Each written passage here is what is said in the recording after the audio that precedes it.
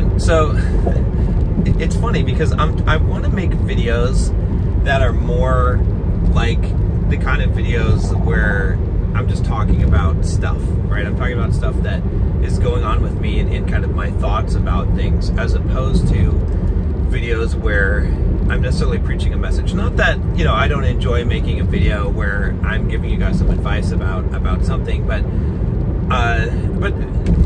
the constant thing that I hear from people, right, which is funny, is they're like, oh, I like those videos where you're just getting really personal about what's going on with you, and you're talking about, you know, something that I can relate to. So yeah, so I'm going to try and kind of merge the two so that I can talk about something that is related to me, but also has some kind of a message behind it, because I don't want to just talk about, you know, what I'm feeling or going through. But it's funny, I think, because when I used to do videos in the past for Bulldog Mindset, like way back when I was still kind of going through my major growth phase of masculinity, I was facing all of these issues.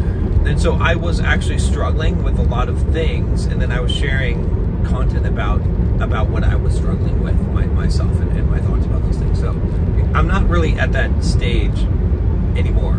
So that's what makes things a little bit more difficult. But I'll tell you, you know, it's kind of funny. I had this reel that I posted on Instagram, and it's from the podcast I'm doing with my wife, the Better Than Perfect podcast. And actually, some of those blew up on TikTok. We've got like 350,000 views on one on TikTok right now, and like 300,000 on another one. But anyway, on Instagram, they don't hit as well because it's mostly a man audience, and mostly an audience of men that are, I want to say, again, I'm not going to use the terminology of the pills and stuff, but you know what I'm talking about. Like a lot of those type of guys that, which again, there's nothing wrong with that necessarily, but it's just a lot of those guys really don't get the full picture. Anyway, so this one guy commented on the video, and he was like, she's not even hot, right? Talking about my wife, Nicole. Now, that stuff, it doesn't really bother me. I mean, I know that she's hot. Like, okay, and regardless if anyone else thought she was hot, I think she's super hot, so that's what matters to me. But the thing is, though, I did respond to the guy, right? Because, and I'll tell you why. Like, there's this principle I have, right? And, well, let me tell you what happened first, and then I'll tell you the principle I have. So, I responded to the guy. I looked at his profile, and he had this, like, mirror selfie, and he was bald, and it was like, he didn't look great, okay? He didn't look horrible, but he didn't look great, all right? And, you know, it was just clear that, like, he shouldn't be commenting on people's appearance, right? So, all I did was I just screen recorded myself going to the comment and then clicking on his profile and then looking at his profile. That's all I did. No comment. I didn't say anything about him or anything like that. I just recorded that screen, all right? And then I posted that as a reel. And the thing blew up. The next morning it had like 80,000 views on the reel, and like all these comments. And most of these comments were like, John, I can't believe you did this. This is beneath you. You're supposed to be stoic. This isn't very stoic. Why would you do this, right? Like, you know, I don't know, basically comments like, I can't believe you let a hater get to you.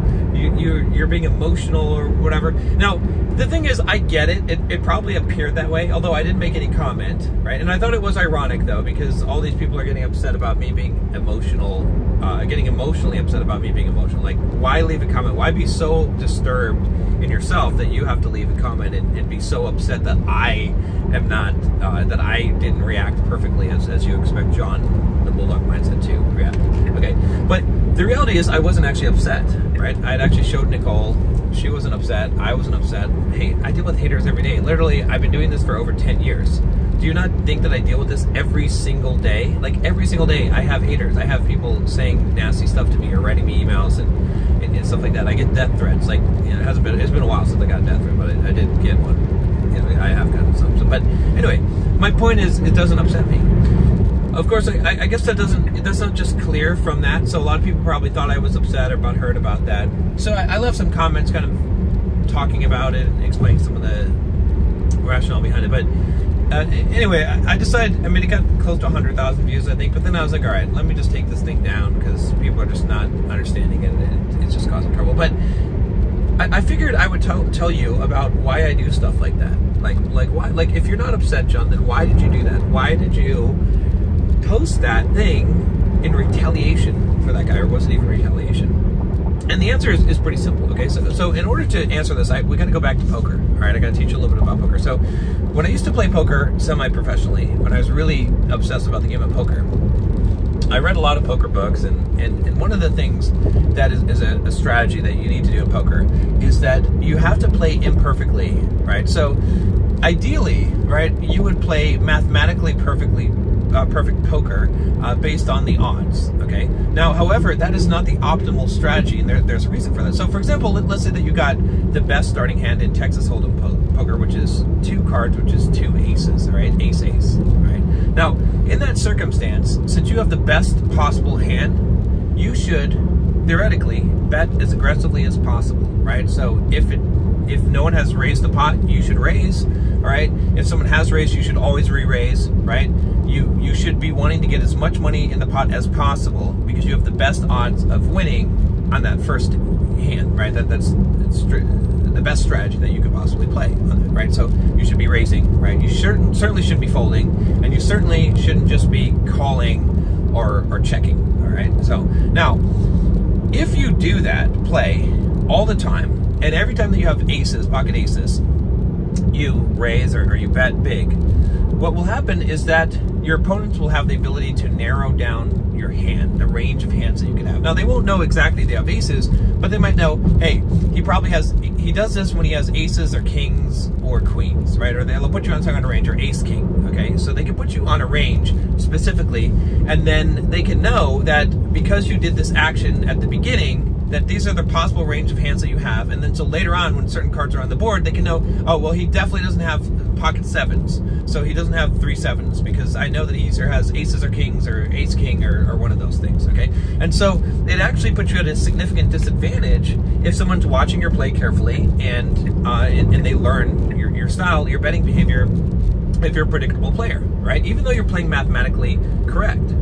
So what you actually have to do is you have to mix it up sometimes. In some small percentage of the time, like a majority of the time, you should play mathematically correct, okay? But some percentage of the time, maybe 10% or 20%, you should do the non-optimal play, right? So for example, you might check with aces, or you might just call instead of raising, okay? Now the reason to do this is because it's going to make the range of hands that you have very wide, so people won't be able to predict what you have. They're gonna have an idea. I mean, maybe he has aces, or there's a pretty good chance he has a big pocket pair, but he could also do this with 7s, right? So that's actually optimal play, right? And so the point is to be unpredictable, right? And in poker, what you would do is you would randomize this so that, let's say that, you know, every time you get aces, maybe you look at the second hand of your watch, all right, and you decide, well, if it's, you know, past 45 seconds, then I do the non-optimal play, and if it's under 45 seconds, then I do the optimal play, right? So majority of the time, you're doing the optimal play, 3 out of 4 times, right? You know, whatever percentage you want to do, but you can do something very simple like that to keep it random, all right? Now,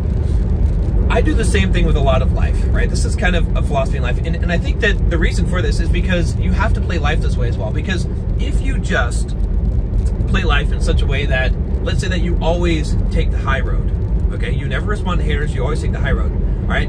Then people will know that they can abuse you. They will know that they can comment stuff, or even in real life, that they can cause harm to you, but if you're always gonna back away, then they always know that, you know, that what they're going to be able to do, and they have you figured out, right? So they could bully you, they could take advantage of you.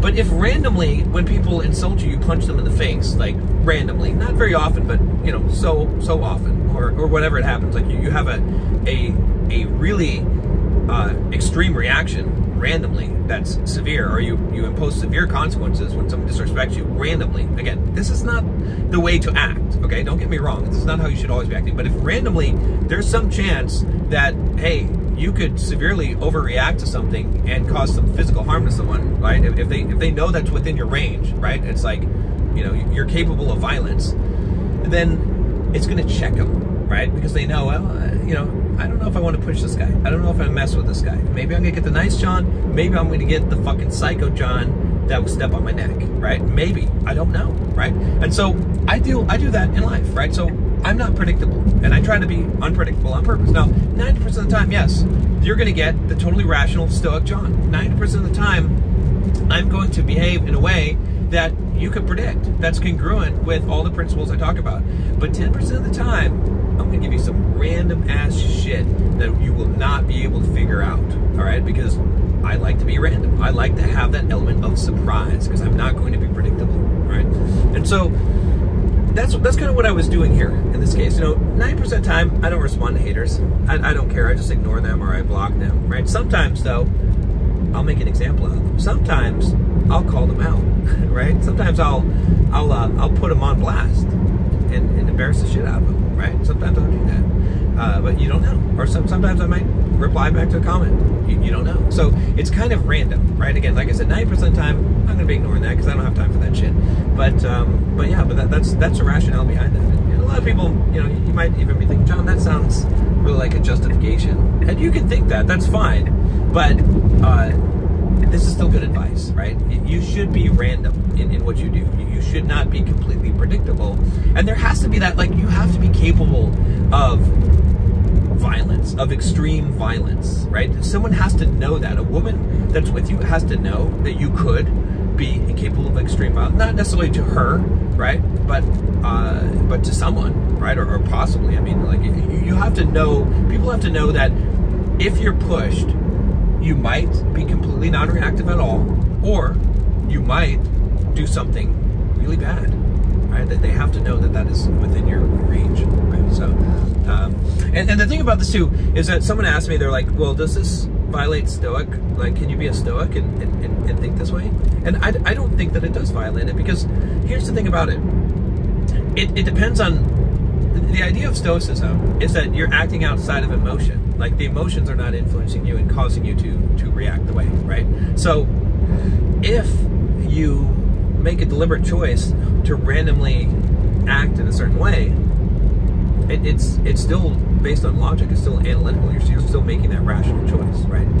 It's only when you're letting the emotions completely control you that it becomes different than that. So yeah, it's just an interesting thing that I picked up, like I said, in poker, but it made so much sense in life, as I realized this, and I realized that you want to be a person who's consistent, but at the same time you cannot be 100% predictable, right? If you're 100% predictable, that's bad, right? Even in relationship, right? If you think about this relationship, in fact, our podcast, Better Than Perfect, is about that. It's about the idea that a perfect relationship is fucking boring, right? And you can't even have it anyway, because you're going to screw up at some time, and then you're going to have World War III if you do. But a better than perfect relationship is one in which you accept each other's faults and you love each other, good, bad, and ugly, okay? Because there's always good, bad, and ugly in everyone, right? And so that actually creates a better than perfect relationship as you're growing and learning. And there is that element of chance, of randomness, right? That creates that excitement, that keeps things from being so boring as it would be. Now, again, 90% of the time, yeah, you should be living according to all the principles, and your behavior should be rational and predictable, right? Trustworthy, right? But there should be a little bit of an element of surprise in there, right? Again, it doesn't mean necessarily doing bad, horrible things. It just means that to some degree that, and it's baked into human nature. You don't have to worry about it in relationships, because you will automatically be that. But it is important not to try and be absolutely perfect. If you try, you will fall short for perfect. Like I said, if you try to be perfect in poker and play mathematically perfect, someone will exploit the flaws in your game, because trying to be perfect makes you predictable. And so